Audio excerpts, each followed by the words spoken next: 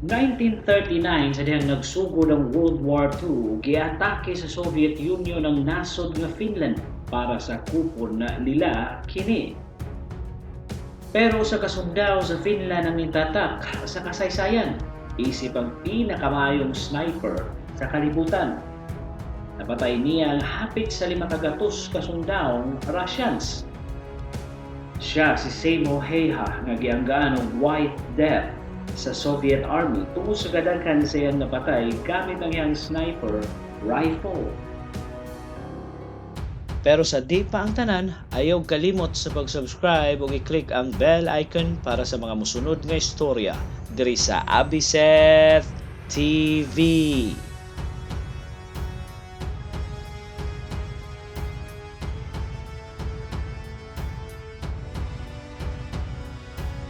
Si Heiha gipanganak sa Rozhjärvi, Finland nga duol sa border sa Russia. Ang iyahang pamilya kay mag-uuma og siya usa ka hunter nga misulod isip usa ka sundao sa Finland. Sa edad nga 21, daghang shooting competition ang iyahang nadaugan kung ang iyang balay puno sa mga tropeyo nga iyahang nadagaan. Ug maawawon kaayo siya nga perming naara sa luyo sa mga group of photos. Hangtod nga di na niya malikayan kini tungod sa iyang pagsikat. Nag-volunteer si Heiha nga mahimong sundao sa Finland isip usa ka sniper niadtong Winter War, ang pag-atake sa mga Russian sa ilahang nasod. Winter niadtong panahon nga nahitabo ang gubat nga moabot sa negative 40 degrees sa kabugnaon sa klima.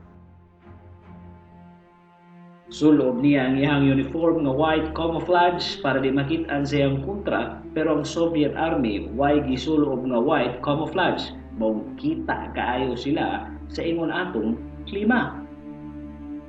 Ug daling matarget sa mga sniper nga parehas ni Heiha, tungod kay gipamatay ni Joseph Stalin ang mga expert ug generals niya niadtong 1930s para wa na siya kontra sa politika. Dili na noon organisado ang Red Army sa Finland sa dihang gisugda nila ang Winter War. Samtang tanang napatay ni Heiha sa gubat, nabuhat lang kini niya sulod sa usa ka gatos kaadlaw. Nga gikumpirma sa iyang mga kaubang sundao ug wa pay labot ang mga napatay sa ambush nga kauban nila si Heiha. Og tungod niadto ni sikat og maayo si Heiha sa tibok nasod nila sa Finland na pirmi siyang naa sa dyaryo balita nga si White Death. Nga usa ka invincible nga Finnish soldier ug nahimong alamat sa iyang pagkamaayong laki. Ang iyang gamit nga rifle kay ang Sako M28-30. Ug di kini siya mogamit og telescopic sight or lens para i-sight ang iyang target.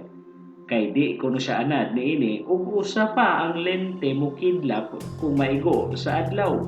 Nga rason nga dili ka makit-an sa kontra, mao mas gusto niyang wide lens. Ug ilado pud siyang magbutang og snow sa iyang baba para di mo aso ang iyang pagginhawa, para di makit-an sa iyang kontra ang iyang gitaguan. Niadtong March 6 naigo ang iyang walang papangig sa usa ka Russian nga sundao.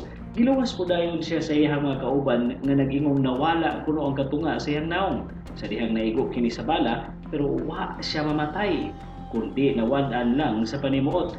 Milabay ang 7 ka adlaw niadtong March 13, nakamata si Heiha kung asa gideklara na ang kalinaw. Nabasahan pa niya ang iyang pagkamatay nga gibalita sa dyaryo ug nagpadala siya og suwat sa nagbalita nga wa pa kuno siya mamatay. Gipromote siya sa second lieutenant.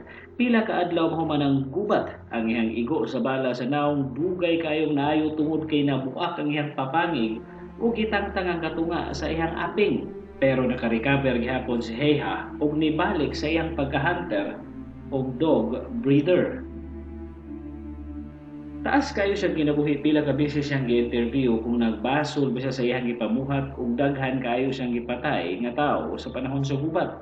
Ang perming tubag ni Heiha kay gibuhat ra kuno niya ang iyang gimando sa iyaha isip usa ka sundao.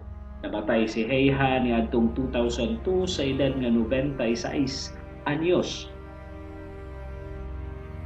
Diri na lang kuto kayo kalimot sa pag-subscribe diri sa Abiseth TV para sa mga sunod nga videos. Daghang salamat sa pagtanaw.